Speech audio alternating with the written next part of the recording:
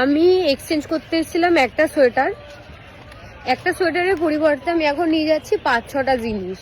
একটা সোয়েটার, একটা কুর্তি, একটা হলো ওই যে মাদের যে 5 রকমের মশলা রাখার যে টিফিন বক্স, ওটা একটা, তারপরে 2টো প্লেটের ট্রে, তারপরে আবার ওয়েট টিস্যু।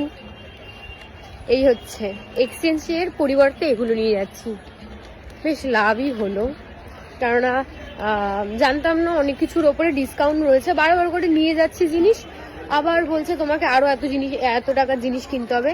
এই নিয়ে আমাদের মানে 2বার যেতে হয়েছে না 3বার আমাদের এরকম করতে হয়েছে একটা সোয়েটারের পরিবর্তে। আমরা ভেবেছি হয়তো আমাদের আরো এক্সট্রা পে করতে হবে, তারপরে দেখলাম যে না, ডিসকাউন্ট দিয়ে বরঞ্চ আরো কিছু 70%, হ্যাঁ এরকম আমাদের আরো কিছু নিতে হচ্ছিল।